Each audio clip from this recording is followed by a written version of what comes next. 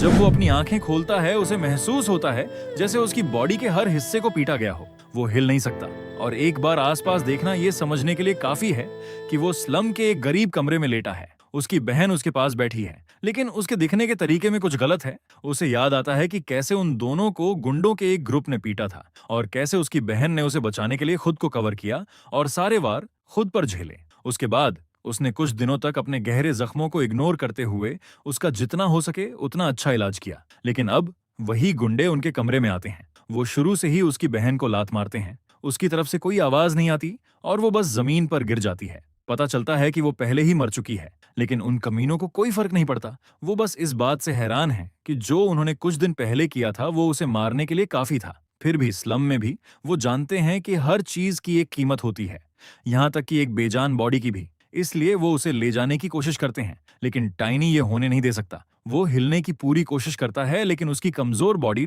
Response देने से मना कर देती है। वो बस अपने कांपते हुए हाथ को थोड़ा उठाने में कामयाब होता है। तभी उसका हाथ एक नीली माना ग्लो से चमक उठता है। अचानक उसे हिलने की ताकत मिल जाती है। वो उन कमीनों पर रुकने के लिए चिल्लाता है और उन पर झपट पड़ता है। वो एक गुंडे को पीछे धकेलने में भी कामयाब हो जाता है। फिर वो अपनी बहन की डेड बॉडी के ऊपर एक ह्यूमन शील्ड बन जाता है। गुंडे उसकी इस हिम्मत पर गुस्से में आ जाते हैं, इसलिए वो उसे बेरहमी से लात मारना शुरू कर देते हैं। टाइनी इसे सहता है, लेकिन वो उसकी लाश के पास से नहीं हटता। आखिर में वो लड़की की बॉडी को छोड़ने का फैसला करते हैं और वहां से चले जाते हैं। जब वो चले जाते हैं, टाइनी अपनी सिचुएशन के बारे में सोचने लगता है। चीजें उसकी पास्ट लाइफ से अलग हो रही हैं। उसे नहीं पता कि क्या हो रहा है, खासकर इसलिए क्योंकि उसे साफ याद है कि अपनी लाइफ के इस पॉइंट पर वो माना का इस्तेमाल करने के लायक नहीं था। पता चलता है कि वो असल में रिग्रेस हुआ है। वो हथौड़े के साथ सबसे स्ट्रॉन्ग वॉरियर हुआ करता था। मॉन्स्टर्स ने दुनिया पर हमला किया और ज्यादातर कॉन्टिनेंट खत्म हो गया था, लेकिन उसने अकेले ही बीस्ट लॉर्ड को हरा दिया और बुरी तरह जख्मी हो गया। तभी पास में लेटे हुए असगार्ड नाम के एक अधमरे बूढ़े नाइट ने उसे आवाज दी। उसने अपना सबसे बड़ा सीक्रेट बताया और टाइनी से कहा कि उसे पास्ट में जितना जल्दी हो सके ढूंढ ले। फिर अपनी मैजिक रिंग का इस्तेमाल करके उसने हमारे लड़के को टाइम में पीछे भेज दिया। और अब जैसे ही टाइनी को असगार्ड के आखिरी शब्द याद आते हैं, उसे उम्मीद है कि वो इस बार फ्यूचर बदल सकता है। ये एहसास होने के बाद कि उसे सच में टाइम में पीछे भेज दिया गया है, टाइनी इस फ्रस्ट्रेशन से भर जाता है कि असगार्ड उसे थोड़ा और पहले क्यों नहीं भेज सका, इतना पहले कि वो अपनी बहन को बचा पाता। उसे समझ नहीं आता कि वो टाइम के इसी खास पॉइंट पर वापस क्यों आया है। अगले ही पल उसे खून की खांसी होने लगती है। वो समझ जाता है कि उसकी बॉडी अभी भी कमजोर है, इसलिए वो बीती बातों पर रोने के बजाय आगे बढ़ने का फैसला करता है। शायद खुद असगार्ड को भी नहीं पता होगा कि ये टाइम ट्रेवल काम करेगा भी या नहीं।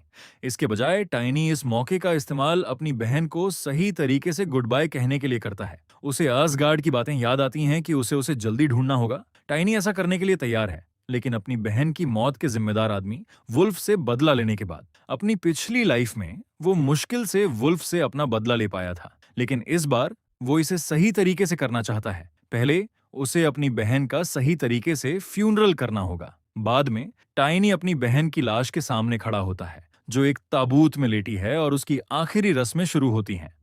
एरिना उसकी सगी बहन नहीं है। इसके बजाय उन दोनों के बाल काले और आंखें काली हैं, जिसे इस कॉन्टिनेंट पर एक बुरा शगुन माना जाता है। इसी वजह से हर कोई टाइनी से दूर रहता है। दूसरी तरफ एरिना अपने भाई को खो देती है और उसे उसमें एक भाई मिल जाता है। टाइनी को अफसोस है कि उसने कभी उस दयालुता का बदला नहीं चुकाया जो उसने उसे दिखाई थी।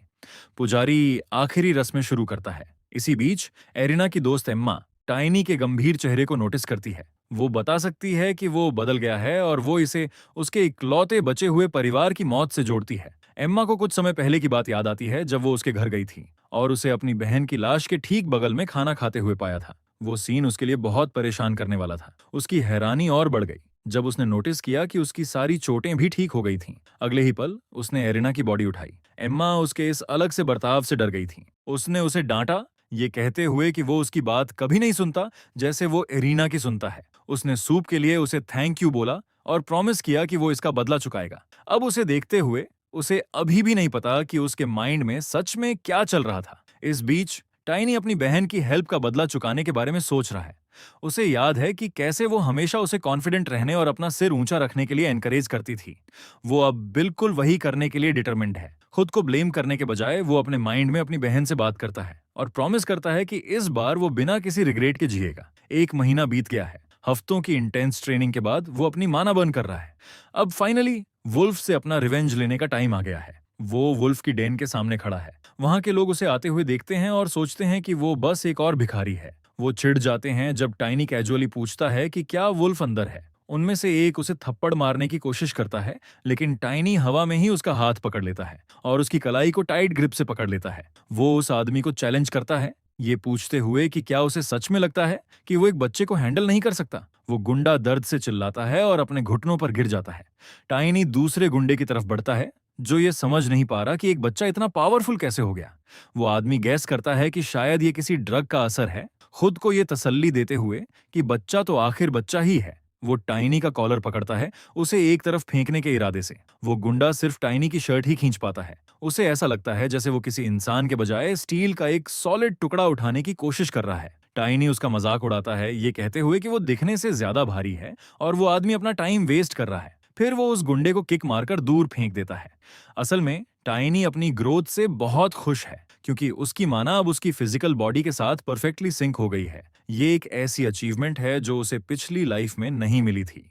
ये सीक्रेट ग्रोथ टेक्निक उसे अपनी माना और फिजिकल बॉडी के बीच लगातार इंटरेक्शन बनाकर और भी स्ट्रांग बनने में मदद करती है। इसकी बस एक ही कमी है कि उसे ग्रो करने के लिए बहुत ज्यादा खाना खाने की जरूरत है। एम्मा की वजह से वो इसे मैनेज कर पाया। जब वो वहां खड़ा होकर अपने ही ख्यालों में खोया होता है, बचे हुए गुंडे उसे पूरी तरह कंफ्यूज्ड और डरे हुए देखते रहते हैं। उसे एहसास होता है कि नई जागी हुई माना कमजोर होती है, लेकिन इंजर्ड बॉडी में एब्जॉर्ब करना बहुत आसान होता है।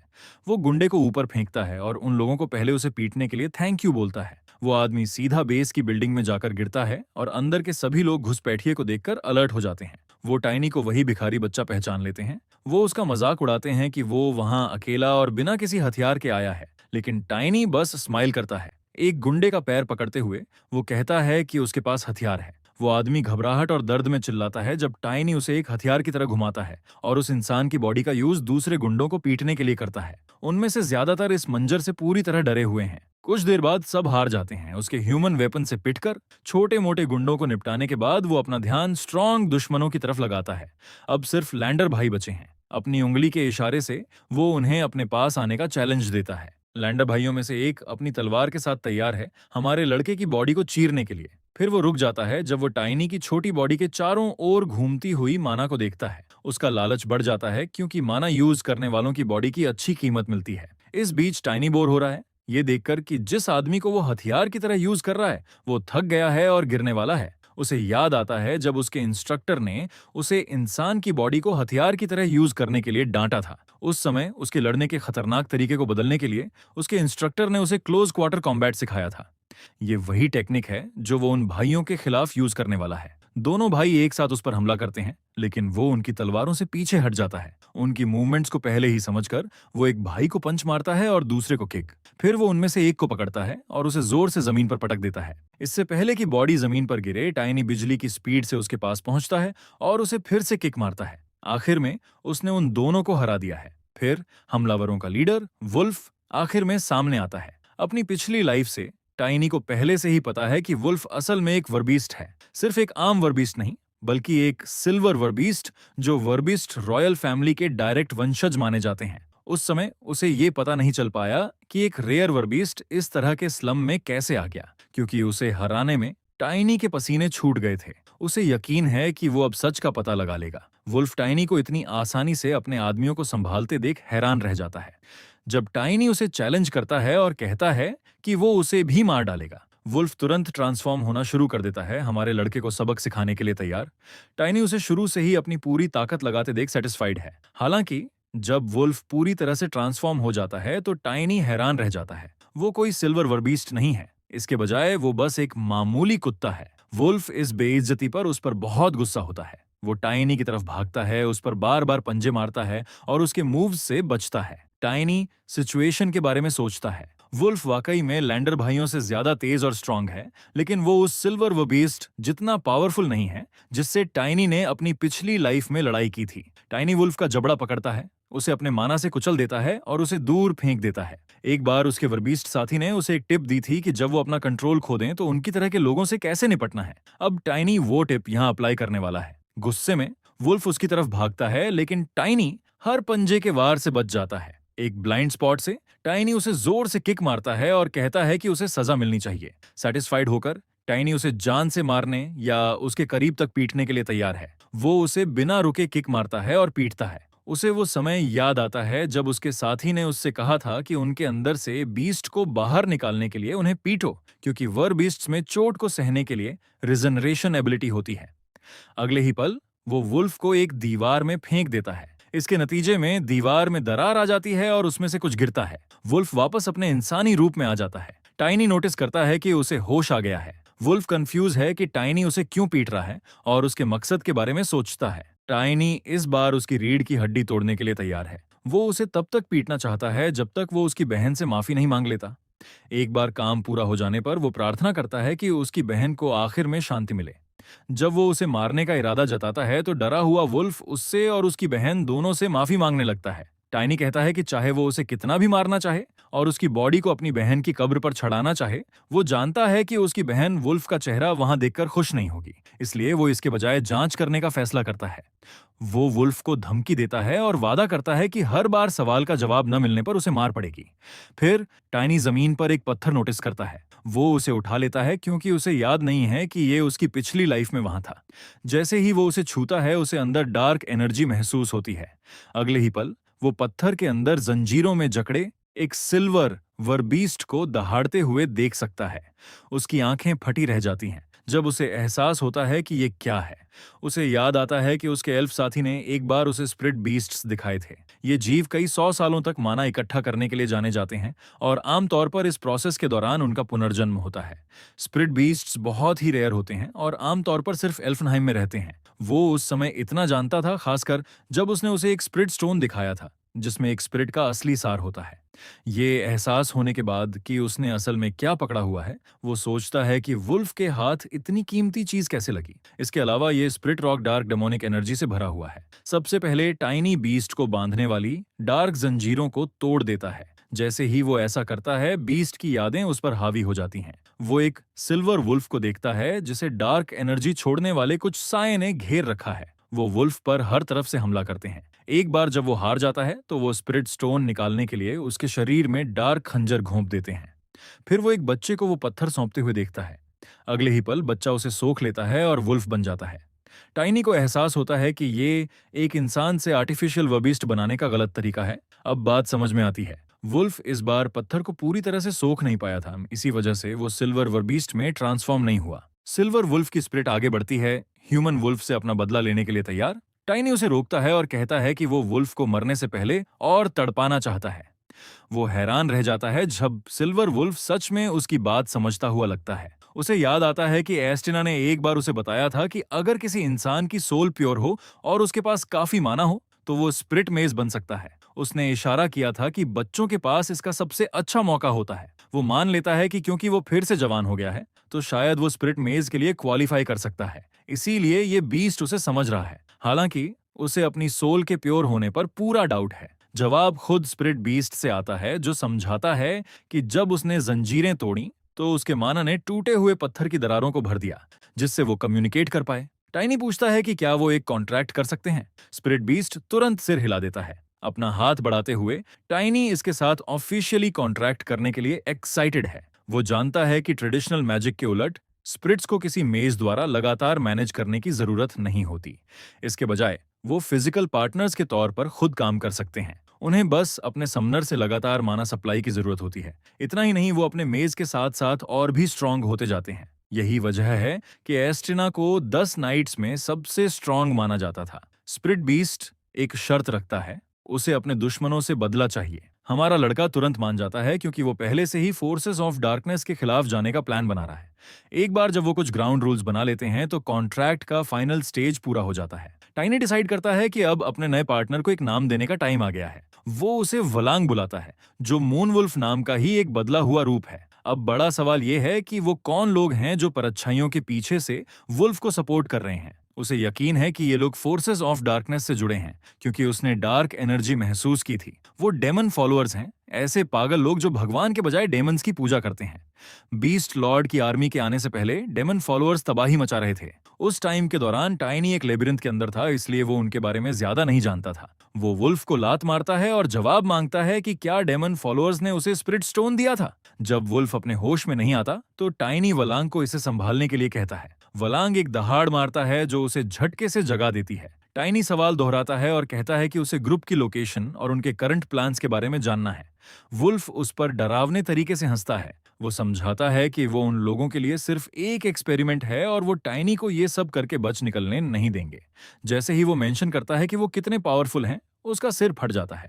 टाइनी तुरंत समझ जाता है कि उन्होंने उसे चुप रखने के लिए उस पर किसी तरह का स्पेल डाला था। उसे याद आता है कि कैसे उसकी पिछली लाइफ में वुल्फ ने धमकी दी थी कि वो उसे ढूंढ निकालेंगे। उस समय उसने मान लिया था कि वुल्फ अपने खुद के गुर्गों के बारे में बात कर रहा था, लेकिन जब उसने तब उन आदमियों की जांच की तो उन्हें यह भी नहीं पता था कि वुल्फ एक वेयर बीस्ट था। इस मामले को अभी के लिए छोड़ने का फैसला करते हुए वो दीवार की दरार को देखता है और सोचता है कि इसमें और क्या है। वो वुल्फ की बॉडी को दीवार पर फेंकता है। उस एक्स्ट्रा फोर्स के साथ स्ट्रक्चर पूरी तरह से टूट जाता है और एक छिपा हुआ सेफ सामने आता है। टाइनी डिसाइड करता है कि मौका मिलने पर वो ये इन्फॉर्मेशन असगार्ड को देगा। वो डिक्लेयर करता है कि उसे अपने पुराने साथियों पर भरोसा है, फिर खुद को सुधारता है। एसगार्ड उसका फ्यूचर कंपेनियन बनने वाला है। वो सेफ खोलता है तो उसे अंदर बहुत सारा खजाना मिलता है, लेकिन उसे सिर्फ एक चीज में इंटरेस्ट है, रिंग ऑफ वेलेंटिया की सील। उसे एगार्ड के करीब जाने के लिए उस रिंग की जरूरत है। ये वो रिंग है जो क्लोई ने उसे दी थी। उसने उसे कहा था कि इस रिंग के साथ उसे ढूंढने आए और वादा किया था कि वो उसकी मदद करेगी। उसने तब मेंशन किया था कि वो पहले से ही जानता होगा कि वो कौन है। टाइनी जानता है कि एज़ोन एम्पायर में हर कोई जानता है कि वो क्लोई वन वेलेंटिया है। वो असगार्ड की सबसे छोटी बेटी है जो अपने दयालु बिहेवियर के लिए जानी जाती है और उसका निकनेम एंजल ऑफ वेलेंसिया है। जब वो 16 साल की हुई तो उसने टेरिटरी में ट्रेवल किया। ये वेलेंटिया का रिवाज था कि जब उनके बच्चे एडल्ट हो जाते हैं तो वो अपना नाम रोशन करने के लिए टेरिटरी के हर मंदिर में फूलों की भेंट चढ़ाते हैं। तभी उसकी मुलाकात उससे फिली एस्टेट के इन्वाइटर डिस्ट्रिक्ट में हुई, जो ड्यूक के इलाके के बॉर्डर पर है। अपनी पिछली लाइफ में उसने अपना बदला इतनी देर से लिया कि वो टाइम पर रिंग हासिल नहीं कर पाया, इसीलिए वो तब इसका इस्तेमाल नहीं कर पाया। लेकिन इस बार वो इसका यूज एगार्ड के साथ मीटिंग पक्की करने के लिए कर सकता है। अब उसे पता है कि एक और इंसान आने वाला है। टाइनी सही है। क्राइम सीन पर एक नाइट आता है। नाइट देखता है कि मुजरिम पक्का कोई माना यूजर होगा। जिस तरह से उसने एक आदमी को पैर से पकड़कर चारों तरफ घुमाया, उसे यही लगता है। उसे यकीन नहीं हो रहा कि ये किसी बच्चे का काम हो सकता है। जब गुंडे इस बात को कंफर्म करते हैं तो वो उन पर यकीन नहीं करता और उन पर ड्रग्स लेने का इल्जाम लगाता है कि वो ऐसी कहानियां बना रहे हैं। फिर वो एक को लात मारता है क्योंकि वुल्फ ने उन्हें कंट्रोल में नहीं रखा था। ये आदमी सर्राम है जो फिली एस्टेट गार्ड्स का कैप्टन है और इस इंसिडेंट के सुलझने के बाद वो वुल्फ से और भी ज्यादा पैसे ऐंठने का इरादा रखता है। हालांकि उसके प्लान में तब रुकावट आती है जब टाइनी सीढ़ियों पर दिखाई देता है, जिससे राम उससे पूछता है कि क्या इस तबाही के लिए वो जिम्मेदार है। टाइनी बड़े आराम से मान लेता है और जैसे ही राम उसकी हिम्मत पर गुस्सा होने लगता है, टाइनी कहता है कि उसने सिर्फ वुल्फ जैसे एक आम आदमी को पीटा है। राम जैसे स्टेटस वाले नाइट के लिए खुद आकर ये सब देखना कोई बड़ी बात नहीं है। वो रूखेपन से कहता है कि राम की मौजूदगी का मतलब है कि वो वुल्फ से अच्छी खासी रिश्वत ले रहा है। ये बेइज्जती कैप्टन को बहुत ज्यादा गुस्से में डाल देती है। हमला करने के लिए तुरंत अपना माना एक्टिवेट करते हुए राम का ये दिखावा उसे सिर्फ और ज्यादा खामोश नफरत ही दिलाता है, क्योंकि टाइनी नोटिस करता है कि कैप्टन अभी तक माना यूज करने के दूसरे स्टेज तक भी नहीं पहुंचा है। इससे पहले कि राम उसे मार पाए वो उसका हाथ झटक देता है, ये समझते हुए कि वो इस आदमी को अपनी पूरी पावर यूज किए बिना भी संभाल सकता है। वो राम की तरफ झपटता है और उसे घुटने से मारने ही वाला होता है, लेकिन उसका दुश्मन उसे रोक लेता है। राम उसकी पावर को मानता है, भले ही वो एक बच्चा है, और उसे दूर धकेल देता है। टाइनी सिर्फ इतनी पावर दिखाना चाहता है जिससे वो नेगोशिएट कर सके। वो अभी लॉर्ड को अपना दुश्मन बनाने का रिस्क नहीं ले सकता। वो हवा में उछलता है और पीछे हट जाता है। राम की कमांड में बहुत सारे नाइट्स हैं, इसलिए उसे बस उस आदमी को पीछे हटाने का कोई रास्ता चाहिए। राम परेशान है कि उसके हमलों से बचा जा रहा है। वो अपनी तलवार निकालने ही वाला होता है, लेकिन जब वो टाइनी के पीछे वूलिंग को खड़ा देखता है तो एकदम रुक जाता है। टाइनी राम के एक्सप्रेशन को देखता है। उसे पता है कि इन्वाइटर डिस्ट्रिक्ट जैसी जगह पर किसी स्प्रिट बीस्ट को देखना लगभग नामुमकिन है। टाइनी सीधे मुद्दे पर आता है। उसे पता है कि राम को सिर्फ अपने पैसों की चिंता है, इसलिए वो उसे उतने ही पैसे देने का ऑफर देता है जितने वुल्फ ने दिए थे। राम को यकीन नहीं होता कि एक बच्चा इतना खर्च उठा सकता है, क्योंकि उसे लगता है कि टाइनी पक्का कोई उम्रदराज जादूगर है जो अपनी असली पहचान छिपाने के लिए मैजिक का यूज कर रहा है। टाइनी दावा करता है कि उसने डिस्ट्रिक्ट में काफी नाम कमा लिया है। राम अपनी किस्मत आजमाता है और दावा करता है कि वुल्फ ने उसे 5 प्लैटिनम सिक्के दिए थे और पूछता है कि क्या टाइनी उसकी बराबरी कर सकता है। टाइनी उसकी बातों में नहीं आता क्योंकि उसे अंदाजा है कि वुल्फ ने असल में उसे एक प्लैटिनम सिक्का दिया था और वो बदले में 1.5 सिक्का देने का ऑफर देता है। राम इस ऑफर पर गुस्सा हो जाता है। इससे पहले कि वो कोई धमकी दे पाता, वोलिंग एक ऐसी दहाड़ मारता है जो उसे अपनी जगह पर जमा देती है। टाइनी शांति से राम को जान से मारने की धमकी देता है अगर वो इस डील को नहीं मानता। आखिर में राम अपनी तलवार वापस रख लेता है। उसने कभी नहीं सोचा था कि कोई बच्चा ऐसी चाल चलेगा। टाइनी उसका आखिरी फैसला पूछता है। राम जवाब देता है कि वो महीने के आखिर तक अपनी पेमेंट का इंतजार करेगा। बाकी बचे गुंडे उससे मिन्नत करते हैं कि उन्हें ऐसे छोड़कर न जाए, लेकिन राम बस गुस्से में उनमें से एक को किनारे हटा देता है। टाइनी फिर राम की तरफ सिक्के फेंकता है। वो उससे लॉर्ड के साथ एक मीटिंग अरेंज करने के लिए कहता है ताकि वो इन्वाइटर डिस्ट्रिक्ट की ओनरशिप ले सके। राम लॉर्ड को ये बताने का वादा करता है कि यहाँ क्या हुआ, लेकिन वो टाइनी को याद दिलाता है कि अगर वो पेमेंट देने में फेल हुआ तो उसे लॉर्ड के गुस्से का सामना करना पड़ेगा। उसके जाने के बाद टाइनी घमंड से सोचता है कि क्या वो दिन कभी सच में आएगा। वो उन गुंडों की तरफ मुड़ता है जो चुपके से भागने की कोशिश कर रहे हैं। वो उन्हें ऑर्डर देता है कि इन्वाइटर डिस्ट्रिक्ट में अभी जितनी भी काम करने वाली औरतें और भिखारी बच्चे हैं उन्हें लेकर आएं। वो एक सख्त धमकी देता है कि अगर वो 1 मिनट भी लेट हुए तो वो हर बीतते मिनट के लिए एक इंसान को मार देगा। अगर उन्होंने भागने की कोशिश की तो वो उन्हें वार्न करता है कि उसका स्पिरिट बीस्ट उन्हें ढूंढ निकालेगा और खत्म कर देगा। वो उन्हें पूरे 1 घंटे का टाइम देता है। डरे हुए वो सब उसके ऑर्डर्स मानने के लिए भागते हैं। अगर सब कुछ उसके प्लान के हिसाब से चला तो वो एक वीक के अंदर इस जगह से फ्री हो जाएगा। फिर वो फाइनली ये गार्ड से मिल सकता है। थोड़ी देर बाद डरे हुए गुंडे सबको अंदर ले आते हैं। एम्मा भी उनके बीच है जो उसे वहां देखकर वरीड है। उसकी नजरें उसके नकल्स पर लगे खून पर टिकी हैं। वो एक्सप्लेन करता है कि ये उसका खून नहीं बल्कि वुल्फ का है। वो सबको वुल्फ की डेड बॉडी दिखाता है और क्लेम करता है कि वो आदमी फाइनली मर चुका है। सब वरीड हैं क्योंकि वुल्फ लॉर्ड का सपोर्टर था। उन्हें डर है कि लॉर्ड का गुस्सा उन पर गिरेगा। जब वो पॉइंट आउट करते हैं कि किसी नोबल को धोखा देना क्राइम है तो टाइनी इसे कंफर्म करता है। वो एक्सप्लेन करता है कि ड्यूक ऑफ वलेंसिया को भी पता चल जाएगा कि लॉर्ड उसे झूठ बोल रहा है। अब उसके पास प्रूफ है। वो लॉर्ड का करप्शन ड्यूक के सामने लाना चाहता है। कुछ दिनों बाद 2 गार्ड्स राम के गायब होने के बारे में डिस्कस करने में बिजी हैं। वो फिलहाल इन्वेडर डिस्ट्रिक्ट के इंसिडेंट की वजह से प्रोबेशन पर है। वो मान लेते हैं कि ये सिर्फ गुंडों के बीच की पावर स्ट्रगल थी। हालांकि उन्होंने किसी मिस्टीरियस गोस्ट या जायंट वुल्फ की रूमर्स सुनी है, पर वो एक वर्ड पर भी यकीन नहीं करते। गुंडे हमेशा बात को बढ़ा चढ़ाकर बताते हैं। और तो और वुल्फ मर चुका है और उसकी सारी वेल्थ चोरी हो गई है। राम को आखिर में नए बॉस को हैंडल न कर पाने के लिए पनिश किया गया। उस इंसिडेंट के बाद से इन्वेडर डिस्ट्रिक्ट की सारी शॉप्स बंद हैं, जिससे मर्चेंट्स की कंप्लेंट्स की बाढ़ आ गई है। लॉर्ड हर मिनट और गुस्सा हो रहा है क्योंकि उसकी इनकम का मेन सोर्स खत्म हो रहा है। वो फाइनली नए बॉस को अपने रेजिडेंस पर बुलाता है। इसी बीच हमारा लड़का उन 2 गार्ड्स की गॉसिप सुन रहा है। उस दिन टाइनी ने इस टॉपिक पर बात की कि अगर लॉर्ड ऑफ फाइल्स के क्राइम्स असगार्ड के सामने आ गए तो क्या होगा। अपनी प्रीवियस लाइफ में लेजर्स मिलने के बाद भी उसने कुछ नहीं किया क्योंकि उसने मान लिया था कि सारे नोबल्स एक जैसे होते हैं। तब उसने बस वुल्फ की आधी वेल्थ और लेडर्स लॉर्ड को दे दिए ताकि कुछ जान पहचान वालों को छुड़ा सके। वो तब तक इतना स्मार्ट नहीं था। नाइट बनने के बाद ही उसे रियलाइज हुआ कि छोटे नोबल से ऊपर हमेशा एक बड़ा नोबल होता है। वो एमा की तरफ मुड़ा और डिक्लेयर किया कि सबसे इंपॉर्टेंट बात यह है कि वो सब वुल्फ के रूल से फ्री हैं। फिर उसने उन्हें अपना रिवेंज लेने के लिए कहा। इशारा मिलते ही एमा पहली थी जिसने अपनी फ्रस्ट्रेशन निकालने के लिए वुल्फ की बॉडी को लात मारी। उससे हिम्मत पाकर सबने अपना दुख निकालने के लिए लाश को पीटना शुरू कर दिया। टाइनी जानता था कि वो चाहे जो भी करे उनका दर्द पूरी तरह खत्म नहीं होगा। फिर भी उसने वुल्फ का पैसा उन्हें ऑफर किया और कहा कि जितना चाहें ले लें। उसने उनसे गोल्ड लेकर इनव डिस्ट्रिक्ट छोड़ने को कहा। वो हैरान रह गए ये रियलाइजन करके कि वो सारी वेल्थ दान कर रहा है। एम्मा ने उसके शेयर के बारे में पूछा, पर उसने जवाब दिया कि उसे जो चाहिए था वो उसने पहले ही ले लिया है। उसने जोर दिया कि उसे भी पैसों की जरूरत है, भले ही वो अभी तक इसकी इंपॉर्टेंस पूरी तरह न समझता हो।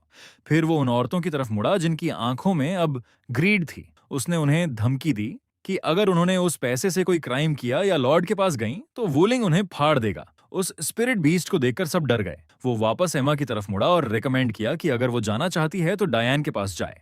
उसने सजेस्ट किया कि वो साथ ट्रैवल करें और एस्कॉर्ट के लिए मर्सनरीज हायर कर लें। जब उसने उसके बारे में पूछा तो उसने कहा कि उसे कहीं और जाना है। एमा पहले तो वरीड थी, पर वुलिंग को देखकर वो समझ गई कि वो ठीक रहेगा। वो डायन के पास जाने के लिए मान गई, पर उससे कहा कि अगर उसे कभी हेल्प चाहिए हो तो उसे ढूंढ ले। उसने उसे थैंक यू कहा। उस दिन से फिली के एंटरटेनमेंट डिस्ट्रिक्ट का सारा काम बंद हो गया। प्रेजेंट में एक गार्ड नए बॉस के नाम के बारे में पूछता है। ठीक उसी मोमेंट पर वो टाइनी को वहां खड़ा देखते हैं और वो जवाब देता है कि नए बॉस का नाम टाइनी है। वो उसे वार्न करते हैं कि एक आम बच्चा लॉर्ड के रेसिडेंस के पास ऐसे नहीं घूम सकता। फिर पहला गार्ड अचानक सोचता है कि इस बच्चे को बॉस का नाम कैसे पता। अपने सिल्वर वुल्फ को बुलाते हुए टाइनी सच बताता है कि ऐसा इसलिए है क्योंकि वही बॉस है।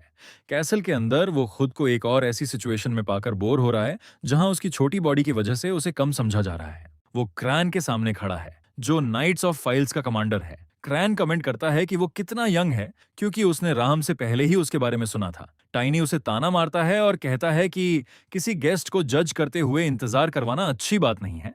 कमांडर बहुत गुस्से में है और टाइनी को उसकी औकात याद दिलाता है।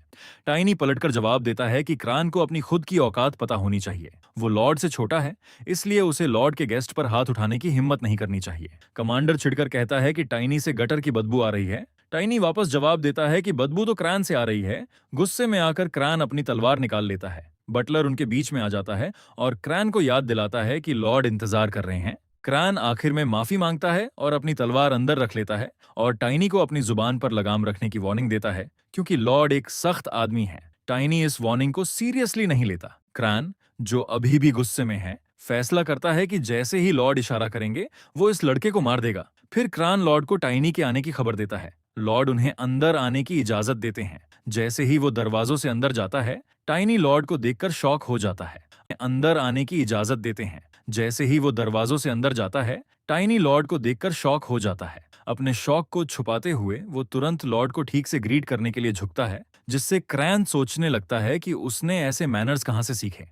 टाइनी जवाब देता है कि वो लॉर्ड को सही तरीके से ग्रीट करने की प्रैक्टिस कर रहा था। टाइनी दूसरी तरफ उसे अपनी पास्ट लाइफ से याद करता है। उस समय ये आदमी एक मोटा नशा करने वाला था। ये वर्जन शायद ड्रग्स का आदी होने से पहले वाला फिट वर्जन है। उसकी हेल्थ चाहे जैसी भी हो, वो अभी भी एक करप्ट लॉर्ड है। टायोन के खिलाफ सबूत के तौर पर लेजर को असगार्ड भेजना उसे पक्का खत्म कर देगा। टाइनी को बस उसे वहीं रोक कर रखना है। लॉर्ड कमेंट करते हैं कि उसके मैनर्स क्रैन के मुकाबले उनके लिए ज्यादा बेहतर हैं। टाइनी बड़ी विनम्रता से नाटक करता है जैसे वो तलवार और उसके मालिक को एक जैसा ट्रीट नहीं कर सकता। फिर वो एक बहुत बड़ा धमाका करता है। वो टायोन का नाइट बनना चाहता है। टाइमन इसे ऐसे समझता है जैसे टाइनी क्रैन को एक कंपेटिटर मान रहा है और वो उसकी एम्बिशन देखकर हैरान है। हालांकि उसे शक है कि टाइनी असल में कोई बच्चा नहीं है। उसे लगता है कि शायद उसमें ड्वार्फ या एल्फ का खून है। टाइनी जोर देकर कहता है कि वो सिर्फ 13 साल का है, जिसे सुनकर क्रान पूरी तरह दंग रह जाता है। टीमान खड़ा होता है और असली टॉपिक पर आता है। टाइनी ने इनवाइटेड डिस्ट्रिक्ट से होने वाली उसकी इनकम को बर्बाद कर दिया, वो भी तब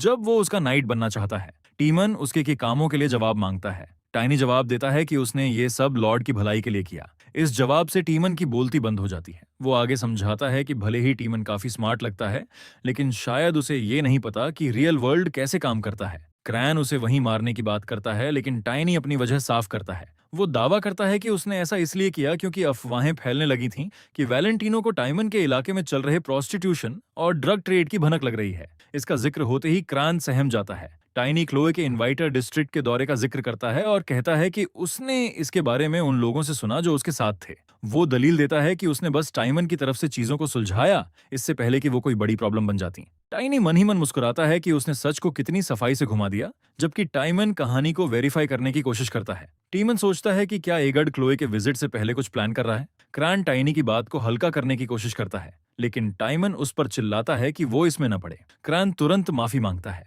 आखिर में टाइमन टाइनी के कामों की तारीफ करता है, भले ही उसने चीजों को थोड़े रफ तरीके से हैंडल किया हो। टाइनी उसे थैंक यू कहता है, लेकिन टाइमन को अभी भी उस पर शक है। उसने पहले ही सुन लिया है कि टाइनी के पास स्पिरिट वुल्फ है। वो गुस्से में पूछता है कि क्या टाइनी ने इसे वुल्फ के स्पिरिट स्टोन से चुराया है।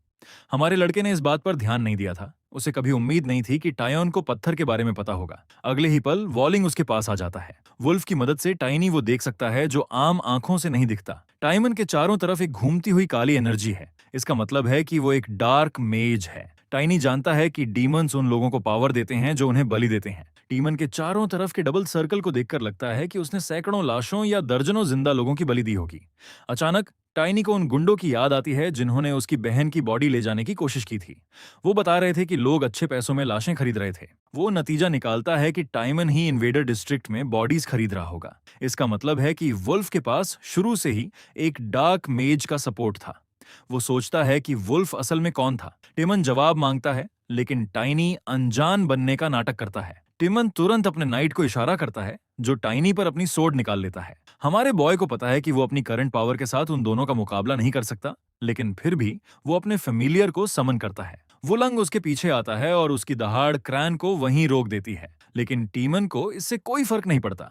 वो वुल्फ को बेकार होने के लिए कोसता है और अपना टेस्ट सब्जेक्ट बदलने का फैसला करता है। ये सुनकर टाइनी गेस करता है कि वो शायद उसे एक्सपेरिमेंट्स के लिए यूज करने का प्लान बना रहे हैं। टीमन क्रैन से बच्चे की स्ट्रेंथ के बारे में पूछता है और क्रैन जवाब देता है कि टाइनी जल्द ही सेकंड स्टेज पर पहुंच जाएगा। टाइमन कमेंट करता है कि ये उसे एक नाइट के लेवल पर खड़ा कर देता है। क्रैन बताता है कि टाइनी कितना बड़ा जीनियस होगा जिसने खुद से मना एवेकन किया है, खासकर तब जब वो कोई नोबल नहीं है जिसने इसे बचपन से सीखा हो। टिमन हैरान रह जाता है। क्रैन नोट करता है कि हालांकि किसी के लिए खुद से मना एवेकन करना रेयर है, लेकिन टाइनी का मना रिफाइंड है और लीक नहीं हो रहा है। उसके माना सर्कल स्टेबल हैं, जिसका मतलब है कि किसी ने उसे सीक्रेट ग्रोथ टेक्निक का यूज करके सिखाया होगा। टीमन जानना चाहता है कि उसे किसने सिखाया। टाइनी समझ जाता है कि अगर वो ये दावा करेगा कि उसने खुद सीक्रेट ग्रोथ टेक्निक बनाई है, तो टाइमन उस पर यकीन नहीं करेगा। इसलिए वो झूठ बोलता है कि फिल्स आने से पहले उसके पेरेंट्स ने उसे सिखाया था।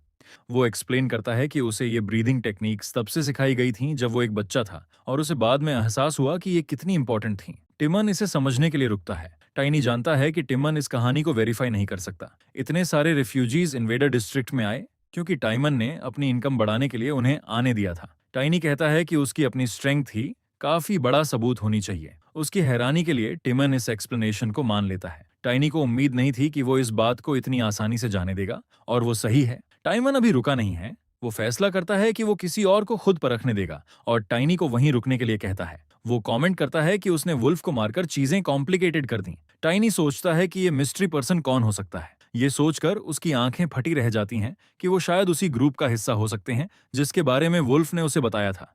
क्योंकि टीमन एक डार्क मेज है, वो गेस करता है कि ये न्यूकमर भी वैसा ही होगा।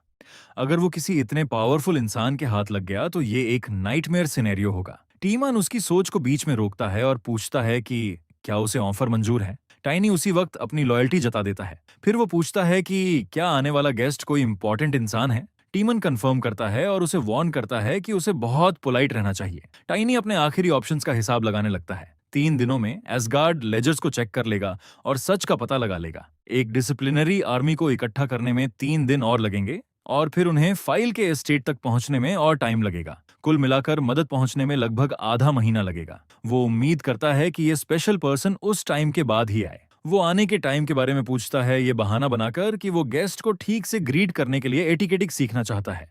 टाइमन जवाब देता है कि वो लगभग 1 हफ्ते में आ जाएंगे। ये सुनते ही टाइनी परेशान हो जाता है। बाद में टाइनी अपनी नई प्रॉब्लम के बारे में सोचता है। ये मिस्ट्री पर्सन सिर्फ 1 हफ्ते में आ रहा है। उसके पास अब 2 ऑप्शंस बचे हैं। पहला, वो भाग सकता है। इन्वेडर डिस्ट्रिक्ट के लोग पहले ही जा चुके हैं, इसीलिए लॉर्ड के आदमियों से बचकर गायब होना आसान होगा। प्रॉब्लम यह है कि इससे वो एक वांटेड आदमी बन जाएगा। इससे बाद में बहुत बड़ी दिक्कतें खड़ी हो जाएंगी जब उसे ईगार्ड से मिलना होगा, और वो चाहता है कि वो मीटिंग बिना किसी रुकावट के स्मूथली हो। इसके अलावा सिर्फ भागने का ख्याल ही उसे गुस्सा दिलाता है। वो जानता है कि वो अभी इतना स्ट्रांग नहीं है, लेकिन वो सोचता है कि शायद उसे जीतने का कोई रास्ता मिल जाए। अब उसके सेकंड ऑप्शन की बारी। क्योंकि वो इंसान 1 हफ्ते में आ रहा है, सब कुछ इस पर डिपेंड करता है कि वो असल में कौन है। वो सोचता है कि क्या वो कोई ऑफिशियल है, लेकिन फिर उसे याद आता है कि टिमन ने जिक्र किया था कि वो इस इंसान को खुद देखने दे रहा है। वो सिचुएशन के बारे में सोचता है और रियलाइज करता है कि ये विजिटर किसी भी तरह से कोई हाई रैंकिंग नोबल नहीं हो सकता, खासकर ये देखते हुए कि ये जगह कितनी शांत है। जहां तक उसे पता है, ये इंसान जरूर कोई शेडी होगा।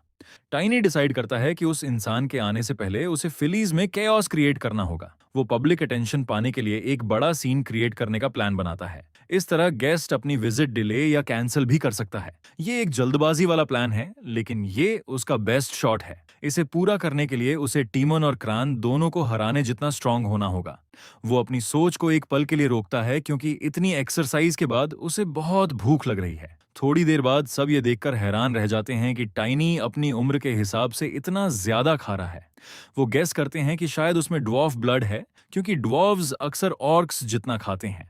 उनके घूरने की परवाह किए बिना हमारा लड़का पेट भर के खाता है। अब जब उसकी मैना बॉडी का सिंक्रोनाइजेशन उसकी फिजिकल बॉडी के साथ कंप्लीट हो गया है, तो उसे स्ट्रांग बनने के लिए और फ्यूल चाहिए। उसे रियलाइज होता है कि इस पेस को बनाए रखने के लिए उसे स्पिरिट मेडिसिन या सीक्रेट एलिक्सर्स की जरूरत नहीं पड़ेगी। उसके खाने के बीच में एक नाइट सर ग्रांट आ जाता है, जो साफ तौर पर उसे उसकी खाने की आदतों पर लेक्चर देने आया है। जब टाइनी बेफिक्री से पूछता है कि क्या उसे कोई प्रॉब्लम है, तो नाइट डिमांड करता है कि वो अपने बड़ों की रिस्पेक्ट करे। टाइनी को नहीं लगता कि उसे किसी ऐसे की रिस्पेक्ट करनी चाहिए जो यहाँ सिर्फ एक बच्चे से लड़ने आया है। वो उसे और प्रोवोक करता है, शांत रहता है और उसे चिढ़ाता है। गुस्सा होकर ग्रांट इस डिसरिस्पेक्ट के लिए उसे पंच मारने की कोशिश करता है। एक और आदमी, ग्रेन, ये सीन देखता है और नाइट को शांत होने के लिए कहता है, क्योंकि टाइनी सिर्फ एक बच्चा है। ठीक उसी वक्त क्रेन उनके पीछे आता है और ग्रेन को इंटरप्ट न करने के लिए कहता है। टाइनी मुस्कुराता है। उसे रियलाइज होता है कि कमांडर यहाँ उसकी स्किल्स टेस्ट करने आया है।